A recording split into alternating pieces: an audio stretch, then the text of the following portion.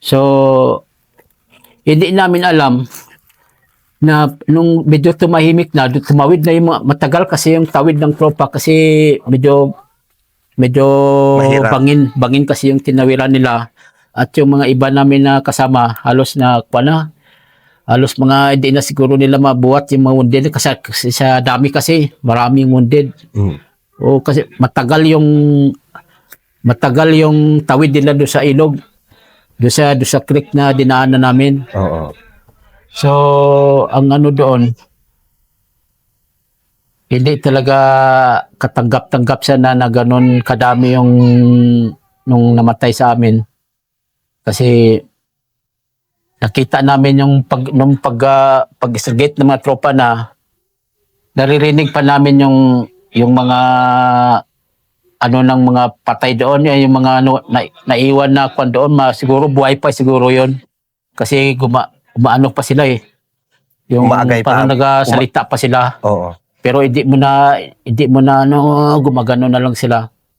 So ang ano doon, ang pinakamasakit doon, yun may kapatid si Private Gomez na taga 8 Company na naiwan doon at gusto niya i-recover yung kapatid niya.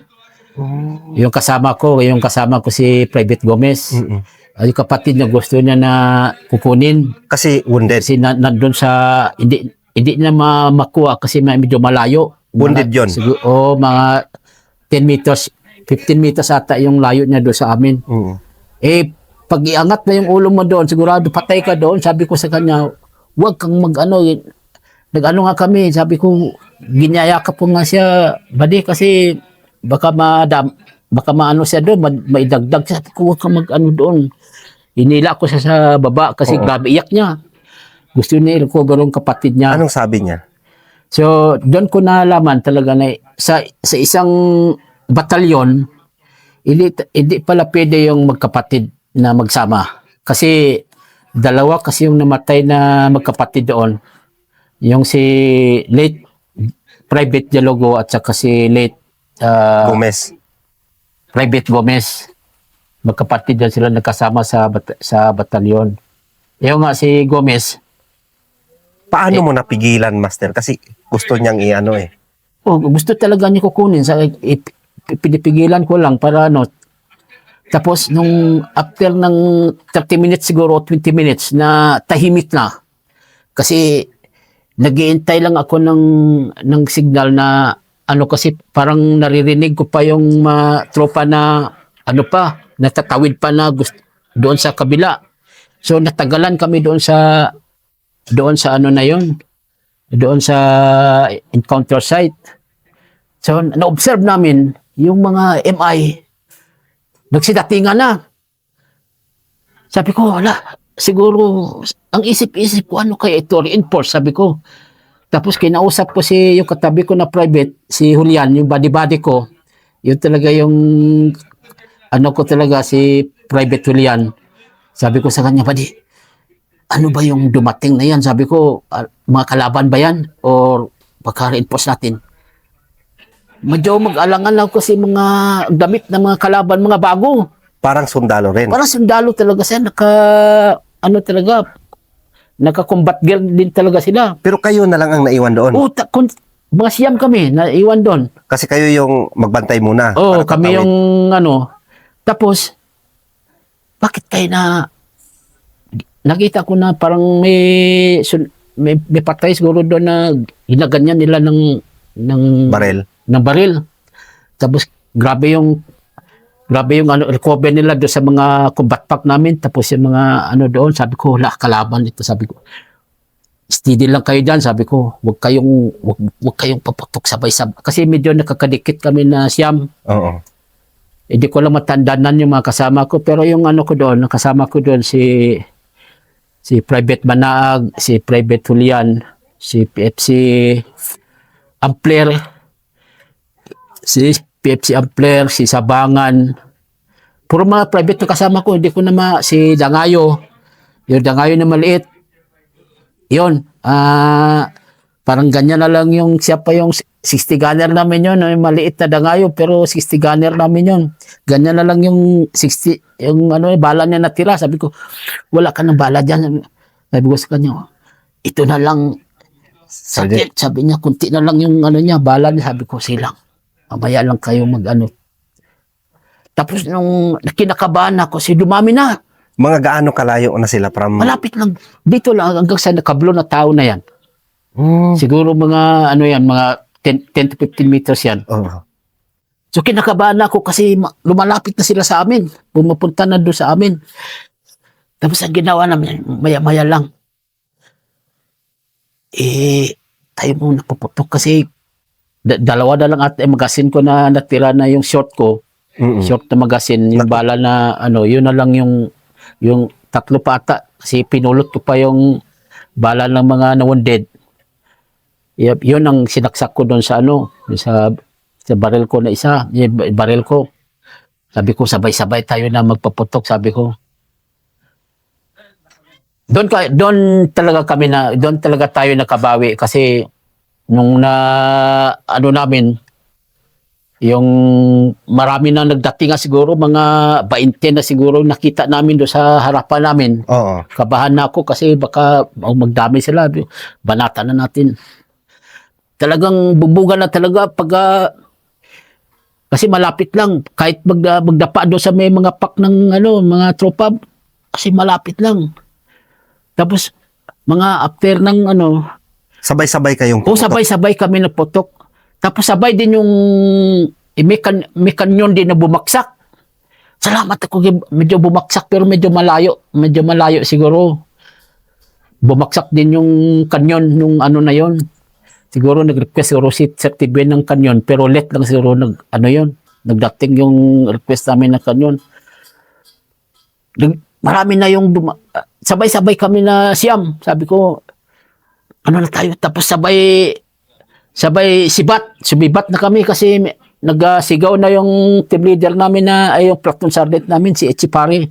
Nasabi niya sa amin, makamandag, withdraw. Sabi niya, kala na kami yung binabanatan ng kalaban. Pero kami yung bimanat. Sabi ko kung marami sana kaming bala siguro doon. Kung may bala pa kami, lalaban pa kami kasi tsansa na namin kasi nakita na namin yung kalaban eh. So, nakita namin yung kalaban na. So, ang akala ng tropa na nalo sa kabila, kami yung kaya may sumigaw sa sabi niya, makamandag, withdraw na kayo dyan, withdraw na, sabi nila sa amin. Si pare, di na kami umimik, inubos ko talaga yung dalawang magasin, sabay, sabi ko, takas na tayo. Yun na lang yung natitira mong ang meron pa kung bala na siguro mga 10 na lang siguro yon na nandoon lang sa ko, sabi ko pag withdraw na lang ito bakit naubos ito, sabi ko kasi inubos ko doon sa nakita namin. Doon kami nakabawi siguro kung hindi ako magkakamali kasi yung gunner namin marunong din, sabi ko kasi medyo makatabi kami ni Dangay, sabi ibaba kasi lumapa na yung kalaban ni medyo baba mo na kunti yung mo, sabi ko. Yung masinjan mo, sabi ko, kasi nakadapa na yung mga kuwan eh. So, grabe yung na yun. Grabe talaga yung gera na yun na hindi ko talaga makakalimutan dahil sa awa talaga sa tropa na namatay doon. Pero hindi mo pa alam na namatay yung si Sir Paler? Hindi ko alam kasi nauna sila. Balik kami yung nahuli. Kasi may bit-bit din kami na si private na parang nawasa yung may tama sa payon. Tatlo lang kami nagbuhat doon. Kami talaga yung pinakalas talaga. So nakita ko talaga yung dinadaanan ng tropa na pa-withdraw. Kala mo parang kinatayan ng baboy kasi yung dinadaanan ng puro dugo. Pati yung encounter site namin puro dugo, puno ng dugo yung encounter site dahil sa dami ng wounded. Kami yung nakita ko talaga yung sabi ko grabe yung dugo dito, sabi ko Kawawa yung mga tropa. So, si Late Paler, hindi ko alam namatay at saka si Late Dialogo kasi buhay pa yun sila nung binitbit ng tropa na una kasi sila. So, nag-ano na lang ako, nagtanong ako kay Sir Banwa, sabi niya, wala na si Sir Paler, patay na kasi nung pag-withdraw na namin, nandun kami sa nakatambay kami sa moske para kaming para kaming wala ka makita talaga na puro nakayuko yung ulo namin kasi sa pagod, sa gutom, tapos sa awa namin doon sa mga tropa na namatay. At sabi ni Sir Banwa, wala na si Jake, sabi niya patay na. Pati yung kasama nyo si Dialogo. Pero pasalamat ako yung at that time kasi yung mapatay namin at least na walang naiwan na tropa namin na Napugutan. naiwan doon sa encounter site.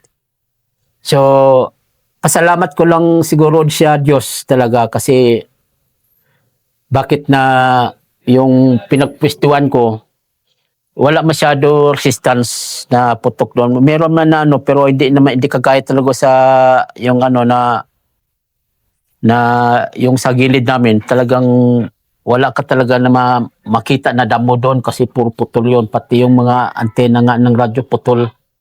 Pero paano yung master na yung time na kayong siyam na lang? Ang tapang nandun pa rin o ang daming kalaban na? Hindi ko na parang sa akin yung time na yon pasalamat din kami kasi kami yung kasi kung hindi kami naiwan doon, hindi kami nakabawi. Hindi tayo nakabawi kasi alam ko talaga na nakabawi tayo kasi nakita namin yung mga kasi sa ganyan kalapit pag babaril ka, sigurado talaga yan. Makikita mo talaga yung tao na hindi na bumabalik. Hindi na tumayo yan. Kasi makita mo talaga na yung tao, baliktad talaga yan siya. Pag kasi malapit lang parang na lang Parang kahit na di ka marunong bumaril sa kadami na yun, talaga makatama ka talaga doon dahil sa dami ng kalaban na nagsidatingan and recover doon sa mga baril ng tropa na namatay at saka yung mga pack natin. So, hindi ko rin siguro masabi na nung time na yun, bakit ko nagawa yun? Bakit namin nagawa yun na parang buhay na lang namin yung ibubuwis doon Kasi talagang kung isipin mo, para ka na lang mag-suicide doon kasi wala na yung mga tropa, kayo na lang siyam doon. Kasi pasalamat din ako sa mga private na nakasama ko. Grabe din, no? Kasi matapang din yun sila. Lalo yung kay si Sabangan. Sabi niya, iwan ko na lang yung kasi, Master, sabi kasi may bitbit pa siya na nagtirar. Mm-hmm. Sabi ko, wag mong iiwan yan kasi makuha ng kalaban yan. Hindi pa namin masira. Ang namin, yung mga radyo, yun ang pinagbabaril namin nung na yun. Nung pa-withdraw na yung mga tropa na, yung mga sinira ko yon kasi baka magamit pa yon. Yun ang namin yun, naiwan na, sirain na lang natin yan. Kaya, hindi ko yung sarili kung bakit namin siguro na nagawa yon na dapat na sumabay na hindi kami nagtagal doon. Nung alam sana namin na wala na tropa doon sa ba't sumundod na lang kami, pero hindi ko alam kung siguro din ang ginawa para makabawi siguro tayo. Pero yung mga yung baril doon, yung 957? Yung 90RR namin, hindi 90RR yun. 90RR? 90RR, dala-dala ni Sabangan, gusto na sana iwan kasi hagabal yun. Kasi ang bigat. Wala na rin bala yun. Bit lang niya na sabi niya, iiwan ko ito, sabi niya. Sabi ko, huwag mong iiwan yan kasi makuha ng kalaban, hindi natin pwede sirain yan. Hindi nyo rin masira-sira? Hindi mo pwede sirain yun. Hindi ko alam kung paano sirain yun ng katibay. Kaya tiniis na lang niya na binit-bit-bit yun hanggat sa nag-withdraw yun. Eh, si Sabangan yun namatay, tapos si Walter T yun, si late Private Sabangan. So, believe ka rin sa kanya din. Oo, sabi ko, believe ko sa'yo, buddy, kaya di mo iniwan yung literal mo pag iniwan natin. Gagamitin ng kalaban sa atin, sabi ko. Grabe yung ano na yun. At pasalamat ako na yung time din pala yun, nung naputukan kami na Sir Paler ng RPD sa harapan, may tama pala ako sa tuhod. Na may shrapnel pala ako. Sabi ko, nung nagpahinga kami sa maske, sabi ko, bakit hindi ako makatayo? Sabi ko, bakit hindi ako makatayo na wala naman ako tama. Sabi ko, bakit sakit ng tuhod ko? Kasi mga isang oras kami nagpahinga doon. Tignan ko yung ipa ko, daming dugo. Sabi ko, may tama pala ako. Sabi ko, hindi na ako, tinanggal ko yung medyas ko, hindi na ako makatayo. Sabi ko, sinabi ko kay Sir Banwa, sabi ko, sir, may tama ako, sir. Hindi ko alam na may tama pala ako. Kaya yun, pinasabi ni Sir Banwa sa akin, kasi si Sir Banwa lang yung natira na officer noon sa 3 kumpanya. Sige, ibak ka mabuti na lang kay yung mga, mabilis ang evacuation noon. Believe din ako kasi pag may mga wounded, maibak ka doon sa EPC, tapos yung pagdating mo doon sa parang Magidanaw, may chapel doon, mabilis yung transportation ng ano. Pero anong pakiramdam, Master, na kasi si Sir Paler is ano mo siya Yung classmate kumpanya komandero. o classmate mo. Yan na nga yung masakit. Masakit talaga sa na namatayan ka ng kumpanya commander na napakabait. Halos hindi marunong magalit yon sa tropa niya. At ang hindi ko makakalimutan kay Sir Paler is kahit na gano'n na yung sitwasyon niya, pero nagkukuman pa rin siya, nagsasabi pa rin sa akin na, Carls, huwag mong pabayaan yung tropa, lalo yung mga wounded. Gano'n pa rin yung advice na sa akin. Kahit na gano'n na yung sitwasyon niya. Carls, secure mo sa kabila. Carls, ano mo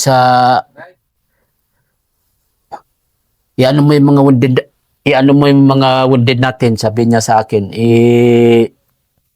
Alalayan mo yung mga wounded natin. Carls, i-secure mo yung tropa.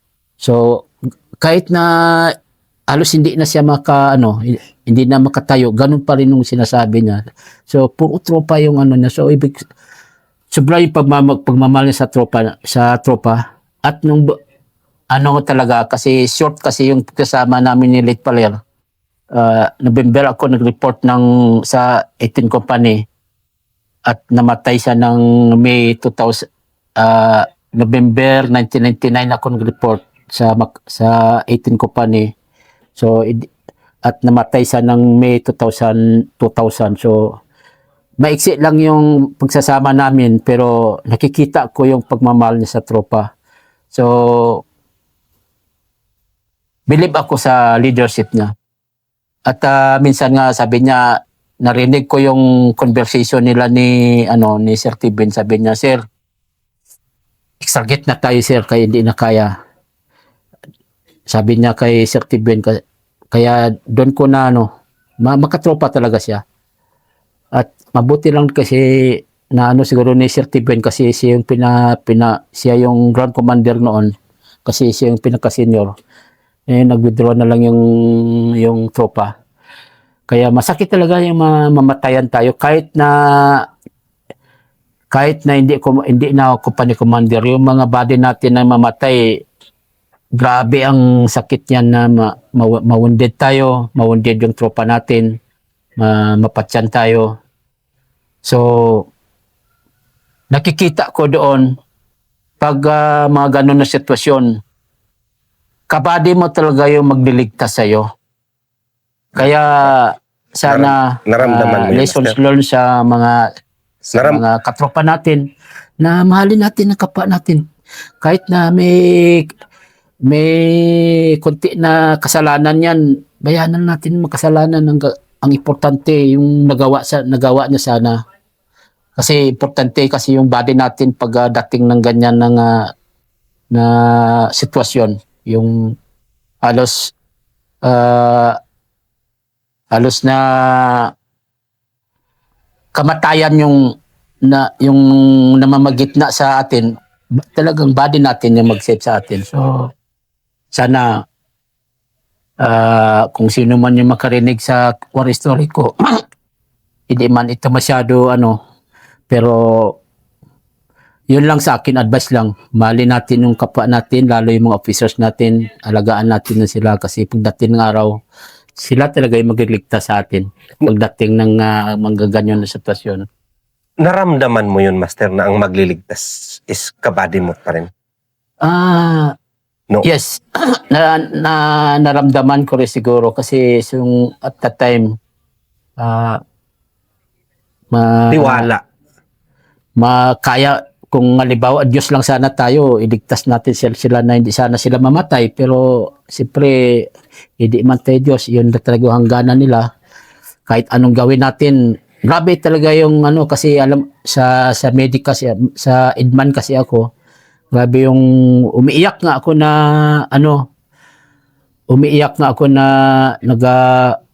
tawag nito, First aid. nag-first aid sa mga tropa natin, buddy. Kasi sabi ko, paano kaya kung ako ito?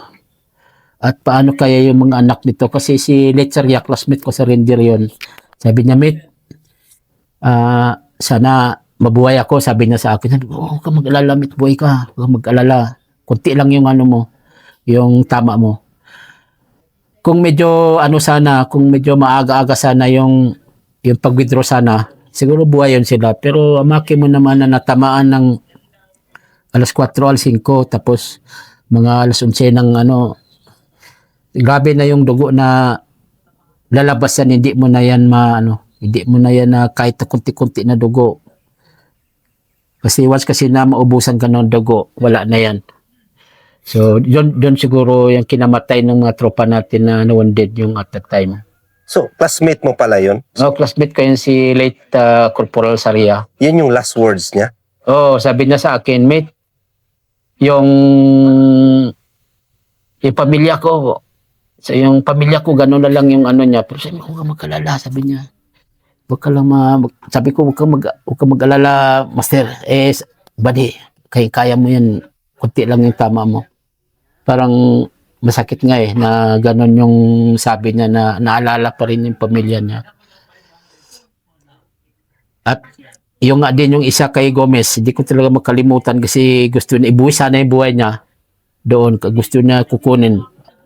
Grabe yung krabola namin doon sa baba kasi ila-ila ko, sabi ko, buddy, huwag mong yan kay mamatay ka dyan, sabi ko sa kanya.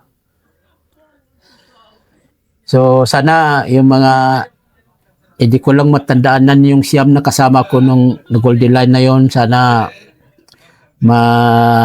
tawag nito, makita nyo yung war stories ko at hindi natin nakalain na pagdating ng araw pala, maalala pala natin yung mga gano'n na ginagawa natin. So, mga buddy, pagpatuloy lang natin yung pagmamahal sa kapwa natin sundalo. Huwag tayong masyadong yung harsh or masyadong matapang sa kapwa natin sundalo kasi pagdating araw, yun pala yung magaligtas sa atin. Kung may mensahe ka, Master, kay Late Paler, kung may message ka, kung saan man sila ngayon, kung may sasabihin ka sa kanila, yung mga body ko, yung namatay. Yung mga namatay. Lalong-lalo na sa classmate mo. Alam ko man yung mga nagbuwis ng buhay nung all-out war, lalong-lalo sa yung mga namatay na tropa natin. Sana nasa kamay kayo ng Diyos. At lalong-lalo yung mga loved ones ninyo, sana isipin nyo na yung mga namatay sa gera is bayani yan sila. para sa bayaning-bayani yan sila. Sila ay hero para masolbar lang yung katahimikan dito sa Mindanao. At pasalamat tayo na isa tayo sa history na gumawa ng katapangan natin sa gera na yon, lalong-lalo sa all-out war ni President Erap sa Cabo Babakar.